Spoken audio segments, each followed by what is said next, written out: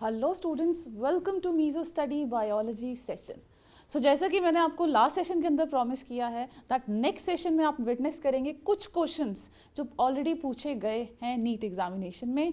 हम उन क्वेश्चन की प्रैक्टिस करके ये सीखेंगे कि अगर हमारे पास अगर कोई एग्ज़ाम होता है या नीट एग्ज़ाम में हम लोगों को कैसे अपेयर होना है और हम लोगों को कैसे प्रोसीड करना है। ठीक है, तो इसमें जो क्वेश्चंस हैं वो कुल मिला के हम 10 क्वेश्चंस डिस्कस करेंगे। कुछ क्वेश्चंस नए हैं, कुछ क्वेश्चंस प्रीवियस ईयर एग्जामिनेशन में से हैं। So let's start the today's session. So as you can see the first question, students अगर आपसे मैं ये चीज़ डिस्कस करूं कि आज के टाइम पे जब मैंने 3-4 जो लास्ट टाइम से जो भी एग्जामिनेशन हो रहा है नीट का, उसमें एक पैटर्न देखा गया है कि ज़्यादा से ज़्यादा क्वेश्चन आपके मैच द कॉलम्स होते हैं। देखिए, हम अगर मैच द कॉलम्स को रिवाइज कर रहे हैं, हम उनकी प्रैक्टिस कर रहे हैं, तो उससे क्या होता है, पहली बात 4 ऑप्शंस आपके पास क्लियर हो जाते हैं, 4 डिफरेंट तरह की डेफिनेशन आपके पास क्लियर हो जाती है। सबसे ज़्यादा इंपॉर्टेंट चीज़ ये है आपके नीट के लिए। उसके अलावा अगर ये वाले टाइप के क्वेश्चंस बहुत ज़्यादा पूछे जाते हैं, सो इनकी रिवीजन करना, इनकी प्रैक्टिस करना मत भूलिएगा। जितना बड़ा क्वेश्चन होता है ना, देखो जितना जैसे कोई भी एग्जामिनेशन है उसमें जितना बड़ा क्वेश्चन होता है ना उतना आंसर उसका इतना ज़्यादा सिंपल होता है, और ये वाले क्वेश्चन अटैम्प्ट करना उतना ही ईजी होता है। अब मैं आपको बताऊंगी ये क्वेश्चन अटैम्प्ट करना कितना ईजी होता है। चलिए, so question number 1 indicate match column 1 with column 2 and select the correct option using the codes given below। ठीक है, फर्स्ट कॉलम को सेकंड कॉलम से हमें मैच करना है। सो column 1 indicate pistol fused together, that means pistols जो है, pistols कौन सा पार्ट होते हैं, मेल पार्ट होता है, फीमेल पार्ट होता है, that is a female part. So female part fused together. ठीक है, अब कॉलम 2 में हम इसको मैच करते हैं। यहाँ पे एक कंडीशन लिखी है थर्ड पे, which is a sin corpus. सिन का मतलब होता है फ्यूजन, कार्पस का मतलब होता है that means they are discussing about a female part. So fusion of a female part, that is a pistil fused together. So मुझे ये तो मिल गया कि फर्स्ट ऑप्शन में जो करेक्ट ऑप्शन है कॉलम 2 में से, दैट इज थर्ड। अब देखो इन ऑप्शंस के अंदर चेक करो कहाँ पे आपका आ रहा है कि ए के लिए 3 करेक्ट है।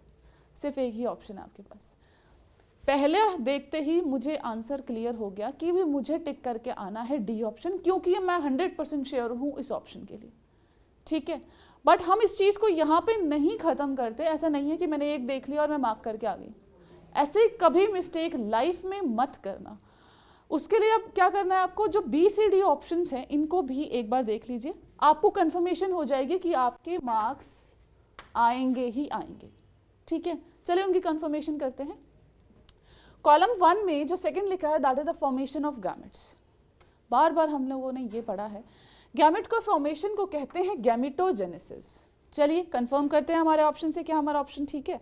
बिल्कुल ठीक है, यानी सेकंड का जो बी का जो पार्ट है that is a first. Is it fine? चलिए next is a hyphae of higher ascomycetes.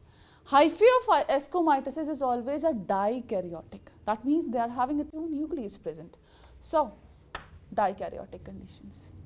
ठीक है, ये हो गया सी का आपका फोर्थ ऑप्शन, बिल्कुल सही है। Unisexual female flower is termed as a pistillate. That means only pistil is present in it. अगर स्टेमन भी प्रेजेंट होगा वो हो गया आपके बाइसेक्सुअल कंडीशन।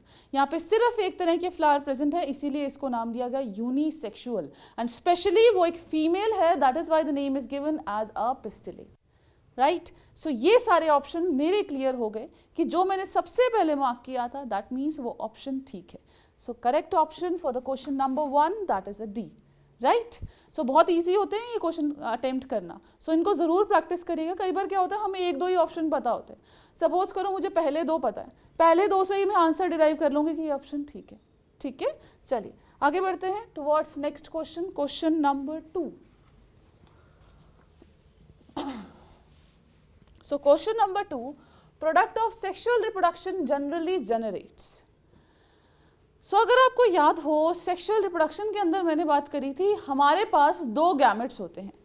जो मेल पेरेंट होता है वो मेल गैमेट प्रोड्यूस करता है, जो फीमेल पेरेंट होता है that produces a female gamete, and the process of formation of gamete is termed as a gametogenesis. So अगर एक बार गैमेट बन गया, गैमेट के बाद उसके क्या होता है, फर्टिलाइजेशन और द फ्यूजन होती है। सेक्सुअल रिप्रोडक्शन के अंदर सबसे इंपॉर्टेंट चीज ये है कि यहाँ पे मियोसिस होती है, दैट मीन्स जो बनते हैं, और यू कैन से जो हैप्लॉइड गैमेट बनते हैं, that is formed because of meiosis only. और मियोसिस होती है, दैट मीन्स क्रॉसिंग ओवर होता है। क्रॉसिंग ओवर होती है, इसका मतलब ये है वेरिएशंस होती हैं। और एक और बात ये हो गई। सेकेंड बात, अगर हम बात करें, जब सेक्सुअल रिप्रोडक्शन के बारे में बात हो रही है, ये है हमारा पेरेंट 1, ये है आपका पेरेंट 2। पेरेंट 1 ने प्रोड्यूस किया, suppose it's a female, suppose it is a male, right. Parent 1 ने प्रोड्यूस किया आपका फीमेल गैमेट, फीमेल गैमेट, यहां पे प्रोड्यूस किया गया मेल गैमेट। दोनों के अंदर फ्यूजन होगी and they will lead to the formation of a zygote. ये ठीक है। यहां पे जो प्रोसेस हुई उसको हम नाम देते हैं fertilisation.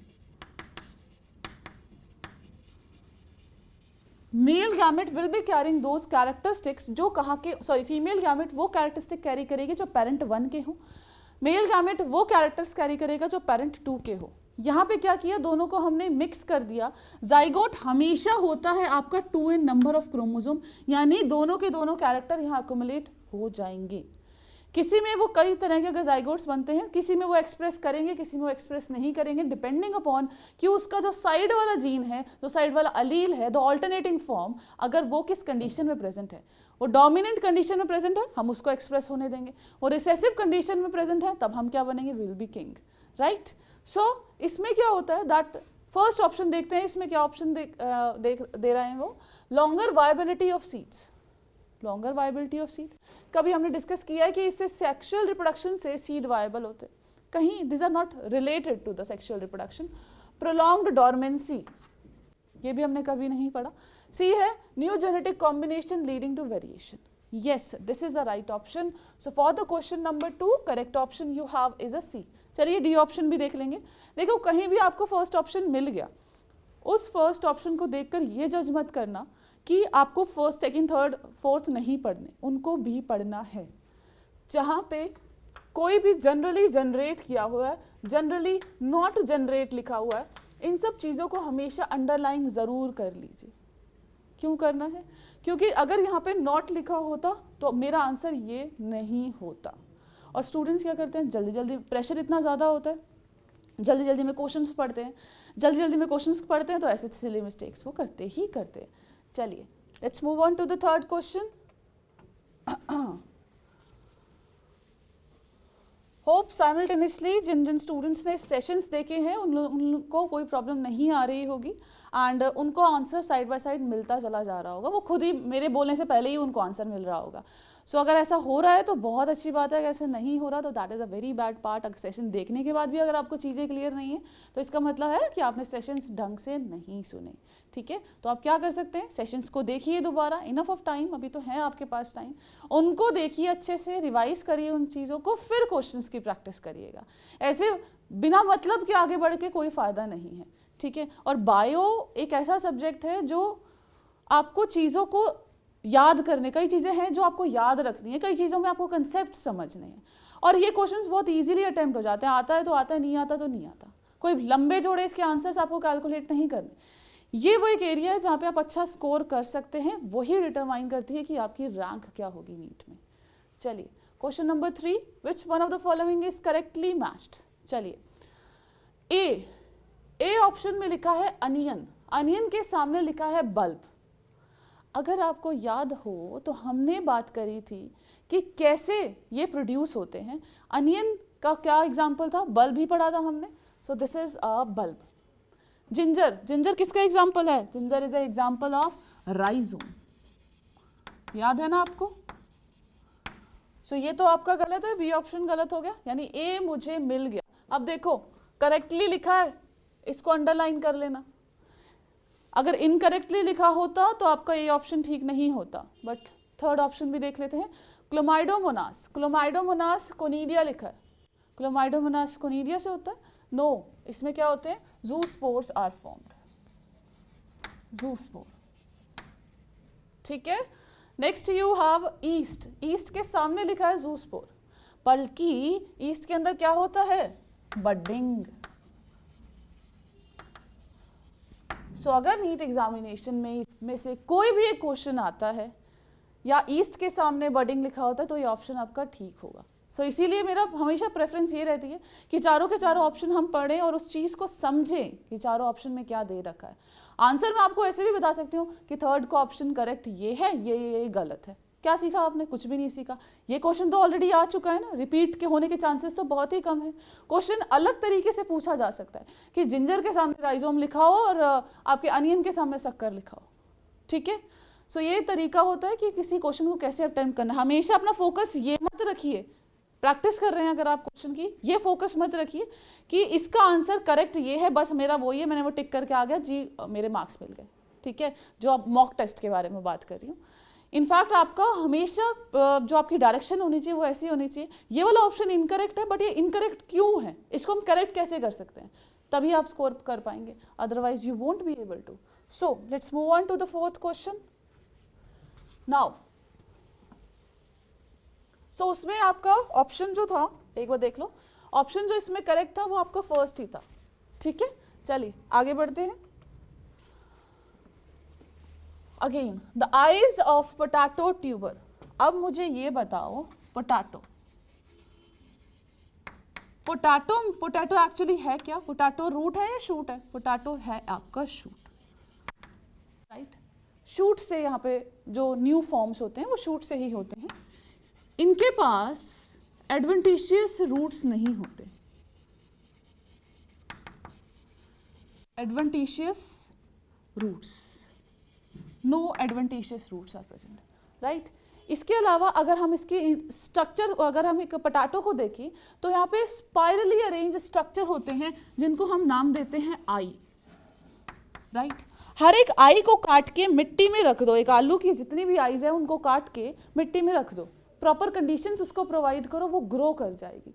The reason is that these eyes have axillary buds present. ये लिखा है ना सी ऑप्शन में, होप आपको दिख रहा होगा, they have axillary buds present. अब क्या मुझे आंसर बताने की जरूरत है? नहीं। सो correct option in this that is auxiliary buds. और हर एक आई के पास 3 से 4 ऑक्सिलरी बड्स प्रेजेंट होती हैं, ठीक है। ये होगा question number 4। Let's move on to the next question number 5।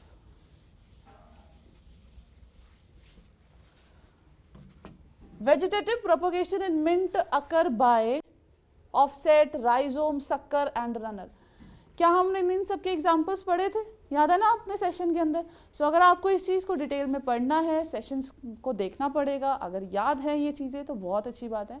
So vegetative propagation is in case of the mint they occur because of suckers only. चलिए अब सक्कर्स के बारे में बात करें, क्या होता है ये?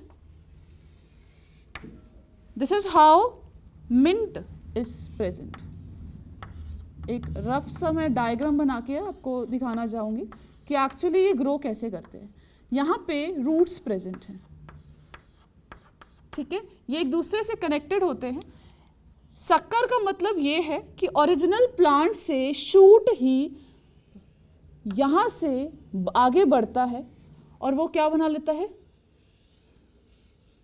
New mint plant, right. इसको नाम दिया जाता है शक्कर। सो ये क्या है? रूट्स। यहाँ प्रेजेंट होता है एक adventitious shoot, right. So this is a sucker. So for the question number 5, the correct option you have is a C, which is a sucker, right? So note this down. I'll be back. So students, आप लोगों ने note down कर लिया? चलिए आगे बढ़ते हैं. Let's move towards the question number 6. So ये जो आपका question number 6 है, ये कहता है कि in which one pair both the plants they can be vegetatively propagated by leaf species. So इसके अंदर आपका एक एग्जाम्पल है. फर्स्ट है option agave and kalanchoe, bryophyllum and kalanchoe. So in this case the correct answer you have is a B, क्योंकि इसके अंदर क्या होता है? एडवेंटिशियस बड्स प्रेजेंट होती हैं. Adventitious buds present on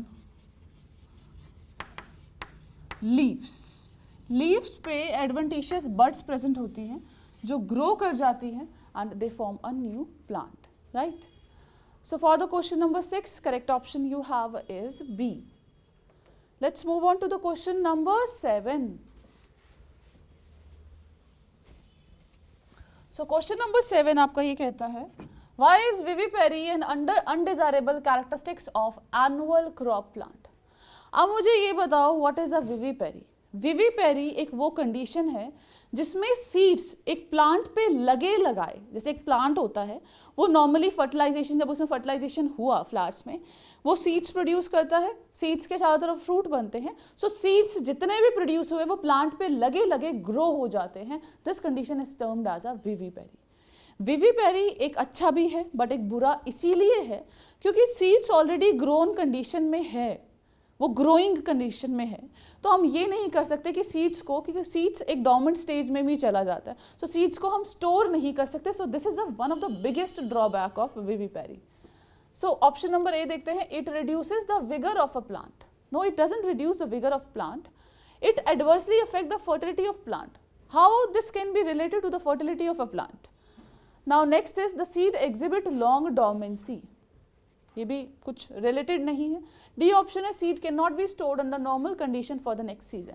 so for this the correct option you have is a D. हम उसको स्टोर नहीं कर सकते क्योंकि वो ऑलरेडी किस कंडीशन में है? ग्रोइंग कंडीशन में है, क्योंकि वो प्लांट से अटैच्ड है, एनवायरमेंटल कंडीशंस उसको अच्छी मिली, उसने वहीं पे ग्रो करना स्टार्ट कर दिया. So correct option for the question number 7, that is a D. Let's move on to the next question, question number 8. During regeneration, modification of an organ to other organ is known as. देखो, अगर हम बात करें एक injury की, injury में क्या होता है? एक ओल्ड ऑर्गन रिप्लेस हो जाता है न्यू ऑर्गन से. इसको नाम दिया जाता है एपीमॉर्फोसिस. New organ formed by rapid proliferation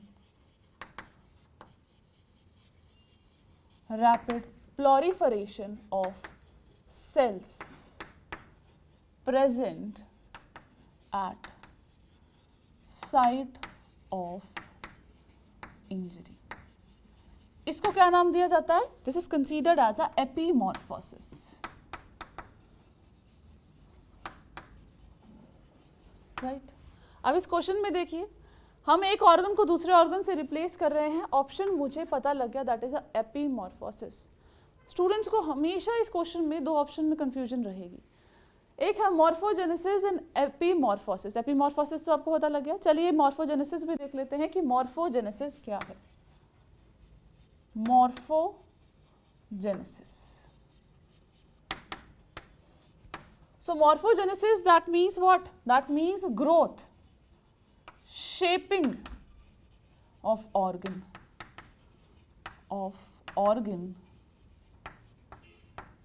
by or in genetically predefined pattern.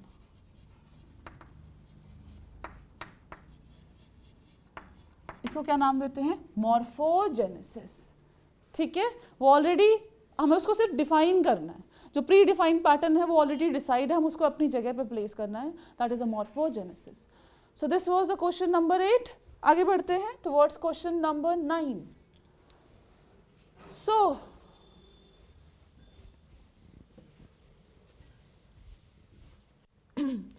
ये जो क्वेश्चन नंबर 9 है, ये कह रहा है population of genetically identical individual obtain from asexual reproduction.